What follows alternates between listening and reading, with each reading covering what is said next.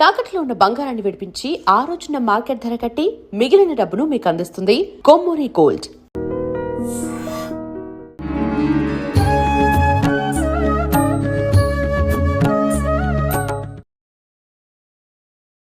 నమస్కారం, welcome to I dream.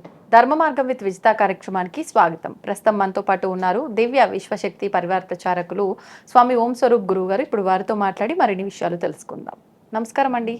దివ్య స్వరూపులందరికీ దివ్యాశీషులు. ఇప్పుడు మనం దేవాలయాలకు వెళ్తే అక్కడ పాజిటివ్ ఎనర్జీ ఉంటుంది. అంటే ఒక పాజిటివ్ శక్తి ఎనర్జీ అనేది ఒక శక్తి కేంద్రమే ఒక దేవాలయం. అంటే ఆ దేవాలయంకి మనం తరచుగా వెళ్ళటము, లేదు దైవారాధనలో మనం తరచుగా ఉండటం వల్ల ఆ శక్తిని మనం కూడా సంపాదించుకుంటాం. మన దగ్గర ఆ శక్తి కనుక ఉంటే మనం ఏదైనా చెయ్యొచ్చా? అంటే మనకు అనుకూలంగా పరిస్థితులను మనం మార్చుకోవచ్చా? నిజంగా శక్తి ఉపయోగపడుతుందంటారా? ఏ రకంగా ఉపయోగపడుతుంది? దానికి ఒక వివరణ ఇవ్వండి. అమ్మ, గుళ్ళల్లో శక్తి కేంద్రాలు సత్యము, స్వయంభూ దేవాలయాలు ఉన్నాయి, మనం స్థాపన చేసినటువంటి దేవాలయాలు ఉన్నాయి.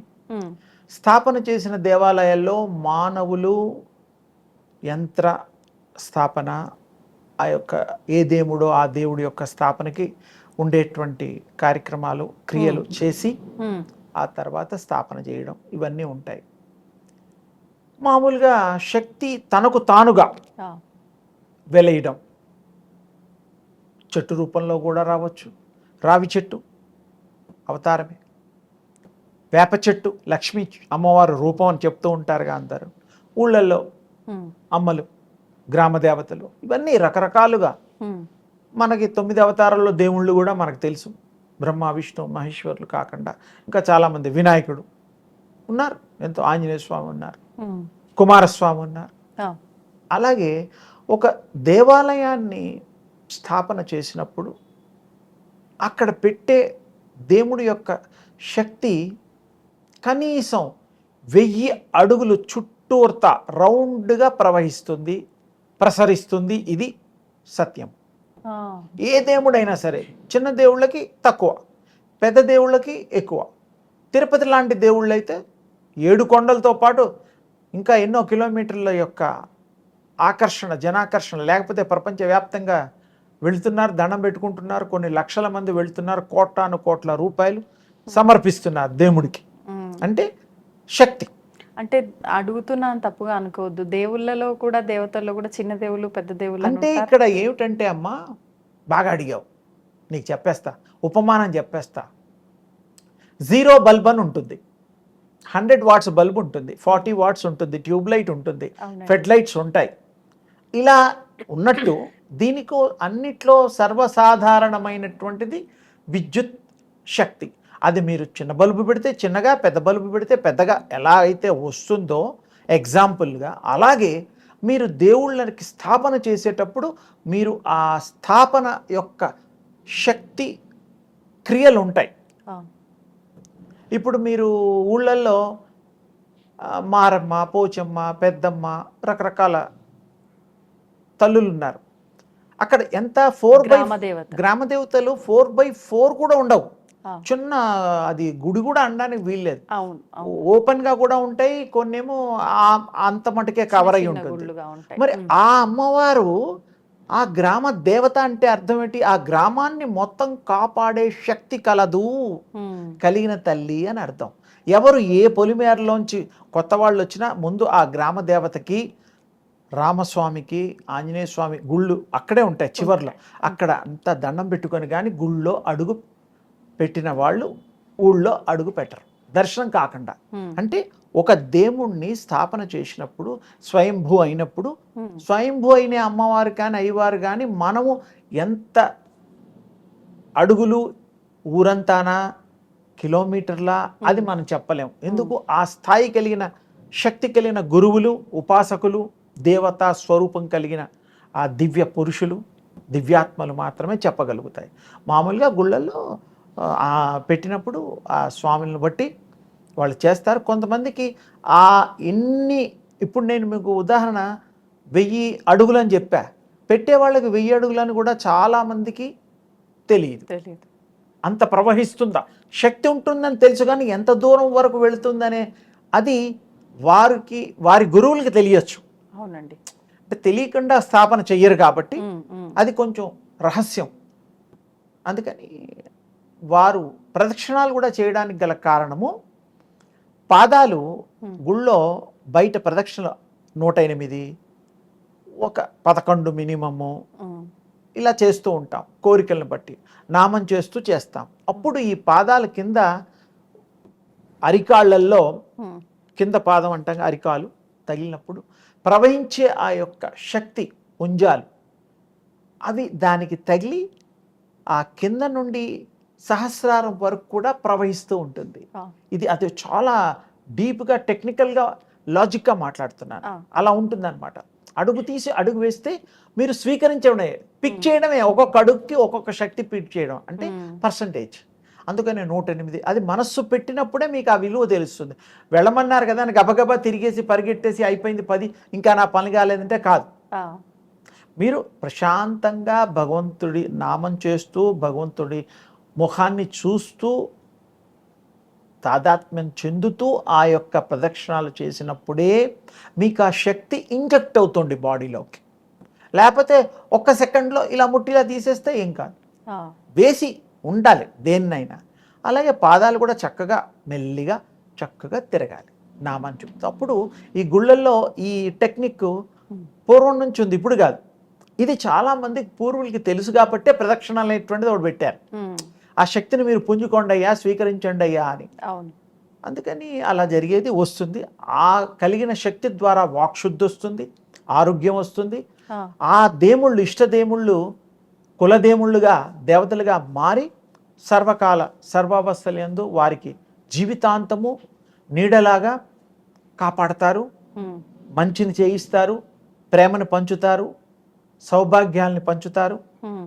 పిల్లా పాపల్లో వాళ్ళకి వంశాన్ని అభివృద్ధి చేసే పదంగా ఆ దేవుళ్ళు మనకి అనుగ్రహిస్తారు.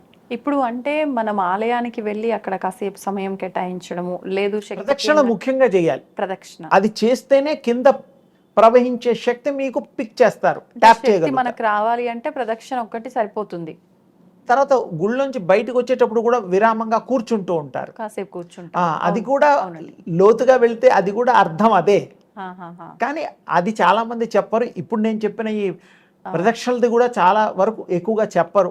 తెలిసిన వాళ్ళు మహానుభావులు ఉన్నారు, కానీ ఇలా ప్రజలకి ఉపయోగకరంగా చెబితే ప్రదక్షిణాలు చేయని వాళ్ళు కూడా చేస్తారనే ఉద్దేశంతో చెప్తున్నా.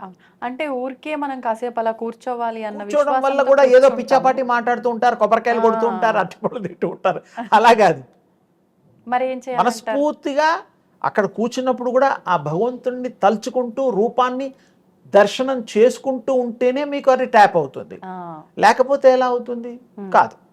ఇప్పుడు అలా మనం సంపాదించుకున్న శక్తి ఆటోమేటిక్ గా మనకు ఉపయోగపడుతుందా? మీరు అది అన్న మీకు వాక్శుద్ధి ఇవన్నీ వద్దంటే శక్తి ఎలా పారుతుందంటే ఒళ్ళంతా శరీరం అంతా శక్తిమయమైపోయి, మేము గతంలో ఒక 80-82 టైంలో హిమాలయాల్లో నేను అక్కడ తపస్సు అలా వెళ్ళడం రావడం కూడా జరిగేవి అప్పట్లో. అక్కడ కూడా సంచారం జరిగింది.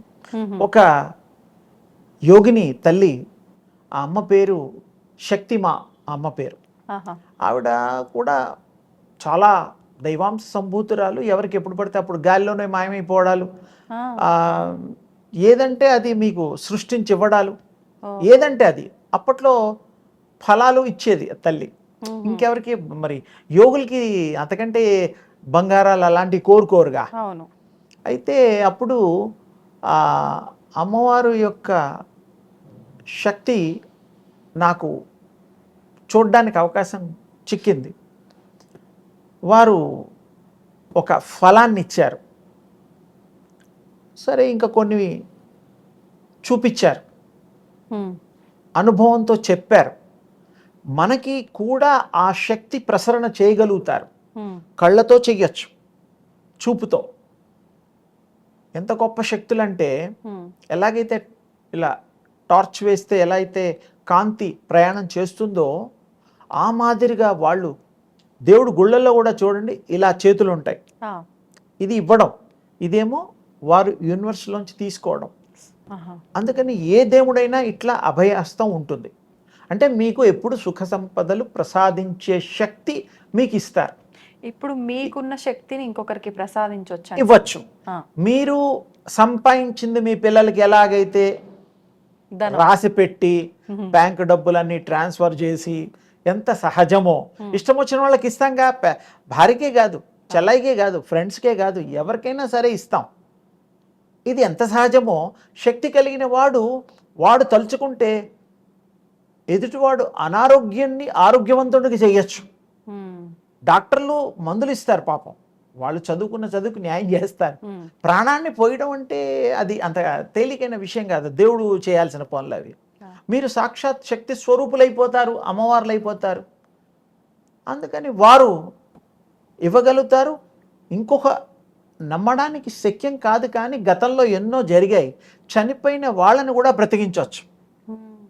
మన యోగులు చేశారు. వాళ్ళు కూడా ప్రాణం పోతే మళ్ళీ వాళ్ళ ప్రాణం తీసుకోవచ్చు. ఈ మధ్యకాలంలో మరి చాలా ఉన్నాయి. ఈ మధ్య వాగ్వివాదానికి చోటు కాకుండా నేను దాన్ని ఎక్కువగా ప్రస్తావన చేయడం లేదు. ఇప్పుడు మనిషిలో ఉన్న శక్తిని ఒక వస్తువులోకి మార్చొచ్చు, ఎలా ప్రవేశించబెట్టచ్చు. సంకల్పంతో పండులో ప్రవేశపెట్టచ్చు. మీకు ఎవరికి ఒప్పుకునేటట్టుగా ఎవరికి ఆర్గ్యుమెంట్ కాకుండా శక్తివంతుల యొక్క మన మాయా మచ్చింద్రుడు అని ఎటువంటి మహా శివస్వామి వారే అనుకో, విష్ణుస్వామి వారే ఇద్దరుగా మాయా మచ్చింద్రుడు, గోరఖ్నాథ్ వాళ్ళు మెయిన్. ఇంకా వాళ్ళతో పాటు ఇంకా 7 శిష్యులు, మొత్తం 9 మంది ఉండేవారు. ఈయన శిష్యులు ముఖ్యంగా మచ్చింద్రుడి యొక్క శిష్యులు. ఆయన టైంలో ఇలా మీలాగే కూర్చున్న ఈ ఆసనం, వారు ఆసనంతో సహా గాల్లోకి వెళ్ళిపోయారు, ప్రయాణం చేసేవారు గాలుల్లో. ఏదంటే అది సృష్టించి ఆహారాన్ని ఇచ్చేవారు. కళ్ళు లేని వాళ్ళకు కళ్ళు ఇచ్చేవారు, ప్రాణం లేని వారికి ప్రాణం పోసేవారు. కానీ టైం ఉండేది, అంటే ఎప్పుడు బతకడానికి వీలుగా కాకుండా కొంత వరకు ఇచ్చేవారు. అలాగే చర్మలోగాలు, అనారోగ్యాలు, ఈతి బాధలు, ధనాలు, ఇవన్నీ కూడా ఆ శక్తివంతులు ప్రసాదించగలిగేవారు. అది మాయా మచ్చింద్రుడి యొక్క చరిత్ర ఇంకోసారి విస్తారంగా చెప్పుకుందాం. ఆయన కూడా ఎన్నో మహత్యాలు ఊహించలేనటువంటిది చూపించాడు, చేశాడు. అలాంటి విష్ణు స్వరూపుడు, సాక్షాత్ విష్ణు అవతారం ఆయన. అందుకని భగవంతుడు అవతారాల్లో అందరికీ శక్తులు ఉన్నాయి. శక్తి లేనిది ఒక్క అవతారం లేదు, అందరికీ ఉన్నాయి. ఇప్పుడు మానవుల అవతారాల్లో కూడా ఉన్నాయి. మనం మానవులం కదా, మనకు కూడా శక్తులు ఉన్నాయి. ఎవరన్నా వస్తే ఆలోచిస్తే మనం ఆలోచించి వీడు మంచాడా చెడ్డాడా చెప్పేస్తున్నాం వితౌట్ నాలెడ్జ్. వీడు డబ్బులు ఇచ్చేవాడికి కూడా వీడు మళ్ళీ తీరుస్తాడా లేదా అది కూడా తెలిసిపోయి కొంతవరకు మనం దాన్ని గ్రహించగలుగుతున్నాం. అలాగే కొన్ని జబ్బులు వస్తాయి, ఇంకా వీడు బతకడు అని డాక్టర్ కూడా తెలిసిపోతుంది ఆ జబ్బుల్ని బట్టి. ఇవన్నిటికీ అతీతంగా శక్తిమంతులు అవన్నిటిని తుడిచేయగలుగుతారు, తగ్గించగలుగుతారు. ఎంతోమంది గురువులు ఎన్నో చేశారు, మనం చరిత్రలో చూడొచ్చు. అందుకని సాధ్యమే, ప్రతిదీ సాధ్యమే సాధనతో. అందుకని మనం సాధించాలి, సాధన చెయ్యాలి. మీరు నమ్ముకున్న భగవంతుడిని ఏ రూపం అయినా సరే, ఇంకా నీవే తప్ప హితపరం బెరుగా తల్లి తండ్రి అని పట్టుకున్న శరణాగతి అయినప్పుడు మీరే వారవుతారు. ఏ దేవుణ్ణి మీరు కొలిస్తే ఆ దేవుడి రూపాలు, గుణాలు మీకు వస్తాయి. ఇది సత్యం. అందుకనే పోలికలు వేరు. జెనెటిక్గా మా నాన్నలాగా నేనున్నాను, నాలాగా నా బిడ్డున్నాడు, నా మనవడున్నాడు అనేటువంటిది శరీరం. ఆత్మలు వేరు, అది శక్తాత్మ. అందుకని ఆ శక్తిని సంపాదించుకోవాలి, ఆ దివ్య శక్తిని మనము స్వీకరించాలి. ఏకాగ్ర చిత్తంతో, ఇష్టమైన నామంతో, తర్వాత భక్తి భావంతో, మంత్రంతో, ఏదైనా శక్తి కావాలంటే మరి ఏదో ఉపాసన చేయకపోతే రావు. ఈ శక్తి వచ్చిన వాడు ఏమైనా చేయొచ్చు, ఎవరికైనా ఇవ్వచ్చు. ఇందాక ఆస్తులు ఇచ్చేటట్టు చెప్పామే. అందుకనే గురు శుశ్రూషలు చేసేవాళ్ళు ఒకప్పుడు. గురువు గారిని సేవ చేసుకుంటే ఆయన ఈయనని శక్తి మంతు చేసి శక్తి పాత్ అంటారు దాన్ని. శక్తి ప్రసారం చేసే శక్తి కలిగిన వాడు శక్తి పాత్ అంటారు. అంటే వారిని ప్రసరింపజేయగలుగుతారు. ఎంతోమంది గురువులు ఇప్పటికీ హిమాలయాల్లో శక్తిపాత్ చేసేవాళ్ళు ఉన్నారు. మన అర్హతని బట్టి చేస్తారు. మనం పోగానే మనం స్కాన్ చేసేస్తారు వాళ్ళు. ఈయన ఈ పోయిన జన్మలో ఇది, ఈయన మంచివాడు కాదు, ఈ బుద్ధి బాగాలేదు, ఇది బాగుంది, మంచివాడు, గుణగణాలు అన్నీ తెలిసిపోతాయి వాళ్ళకి. అప్పుడు చెరదీసి శిష్యరికరం చేస్తా అంటే అప్పుడు ఓకే అంటారు. లేకపోతే మీరు చెడ్డవాడిని ఉద్యోగంలో పెట్టుకుంటారా, డబ్బులు ఊరికే పని చేస్తానంటే వద్దురా నాయన నువ్వు వెళ్ళిపో అంటాం. ఎందుకు? ఫ్రీగాని మనం చేయించుకోం, అంటే మంచివాడు కాదని ప్రూవ్ అయింది కదా. అలాగే దేవుళ్ళు కూడా భక్తుల్ని పరీక్షలు పెట్టి వాళ్ళని శుద్ధాత్మగా తీర్చిదిద్దిన తర్వాత అన్ని అనుగ్రహిస్తారు, అన్ని కోరికలు తీరుస్తారు. పూర్వం అంతా కూడా దేవుళ్ళు రకరకాల ఉపాసన చేసిన రాక్షసులకు కూడా ఎంతో గొప్ప వరాలు ఇచ్చినట్టుగా మన చరిత్ర చెప్తోంది. రాక్షసులు అంత ఘోరమైన వాళ్ళం కాదు కదా, మానవులు చాలా తక్కువ శక్తి కలిగిన వాళ్ళం, మంచి వాళ్ళం. రాక్షసులతో కంపేర్ చేస్తే వాళ్ళు చేసినట్టు పాపాలు మనం చేయలేదు. మనం చేసేది మన లెవెల్లో చేస్తామేమో కానీ ఆ లెవెల్తో మనం పోల్చలేము. అలాంటి వాళ్ళకి భగవంతుడు ఇచ్చాడు. సరే, వాళ్ళు సద్వినియోగపరచుకోలేదు కాబట్టి అనుభవించారు. ఆ స్వామివారే వాళ్ళ కోసం అవతారాలు ఎత్తి శిరక్షేదన చేయడం, అన్ని దుష్ట శిక్ష రక్షణ చేయడం జరిగింది. కానీ శక్తి ఉన్నవాళ్ళు శక్తి ప్రసరణ చెయ్యగలరు, శక్తినివ్వగలరు. వాడికి శక్తి వచ్చిన తర్వాత వాళ్ళు దానికి పద్ధతి ప్రకారం కాపాడుకోగలిగితే 100 ఏళ్ళకి 120 ఏళ్ళకి మనం కట్టుకున్న ఇల్లు ఇప్పుడు ఉన్నట్టే. భూకంపం వచ్చినా కూడా ఇల్లు కూలిపోని ప్లానింగ్తో కట్టేటువంటిదే కరెక్ట్ ఇంజనీరింగ్ అన్నట్టుగా మంచి గురువులు పట్టుకొని మంచి శక్తి సంపాదించుకోగలిగిన నాడు మనం ఎప్పుడు ఎవర్ గ్రీన్గా ఎప్పుడు శక్తివంతులుగానే ఉంటాం. ఓసారి శక్తి తక్కువ అవడం, ఓసారి శక్తి ఎక్కువ అవడం, ఎప్పుడు చేసే పిచ్చి పనులకి పాప పనులకి శక్తి తగ్గిపోతుంది. దేవుడు కూడా మన్నే శిక్షిస్తాడు. మంచి చేస్తే శక్తి పెరుగుతుంది. ఎప్పుడు అజరామరంగా శక్తివంతులుగానే ఉంటాం, శక్తి స్వరూపాలుగా ఉంటాం, శక్తి పరులుగానే మిగులుతాం. ఇది దృష్టిలో పెట్టుకొని మీకు కావలసిన శక్తి ఎలా సంపాదించుకోవాలి ఏమిటో ఆలోచన చేసి ఏకాగ్రత చిత్తంతో మీరు శక్తిని సంపాదించి ధన్యులుగా కండి. ఇతరులకు కూడా మీకు ఇష్టమైన వాళ్ళకు కూడా మార్చండి. శక్తితో మార్చొచ్చు కూడా, వాళ్ళని మార్చడానికి కూడా వీలుంది. తెల్లటి కాగితం మీద మనం ఏమైనా రాసుకోవచ్చు, పలక మీద కూడా బలపంతో ఏమైనా రాసుకోవచ్చు, తుడుపుకోవచ్చు. మన చేసిన కర్మల్ని కూడా మంచి కర్మలతో ఊర్ధ్వగతులు పొందొచ్చు, చెడ్డ కర్మలతో శిక్షలు అనుభవించడం అందరికీ తెలుసు. అందుకని మనం మంచి కర్మలు చేసి మన పూర్వజన్మలో ఉండే కర్మల్ని కూడా మనం చెరిపేసుకోవచ్చు. సరి అయిన గురువులు, సరి అయిన దీక్ష, సరి అయిన ఉపాసన చేసిన వాళ్ళకి మాత్రమే ఈ అర్హత వస్తుంది అనేటువంటిది మీ అందరికీ అర్థమవ్వడానికి కోసం ఉపమానాలు చెప్పాను.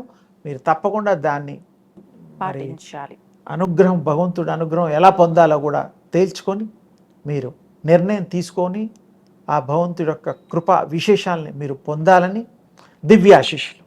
ధన్యవాదాలండి. And for more videos, Please subscribe to iDream channel. Subscribe to iDream Media. Please subscribe to iDream. Please subscribe to iDream. Please subscribe iDream. And please subscribe to iDream.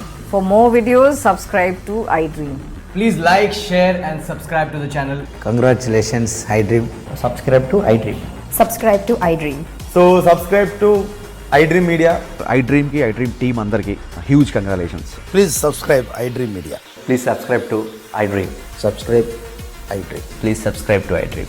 iDream అంటే నా కళల ఛానల్ సబ్స్క్రైబ్ చేసుకున్న నోరు తిరుగుతలేదు, మీరైతే గంట గుర్తు కొట్టండి. For more such videos, please subscribe to iDream. Subscribe to iDream. Please subscribe to iDream. Please subscribe iDream Media. Please do subscribe to iDream. Please subscribe to iDream Media. For best entertainment and information, please subscribe iDream. And don't forget to subscribe to iDream.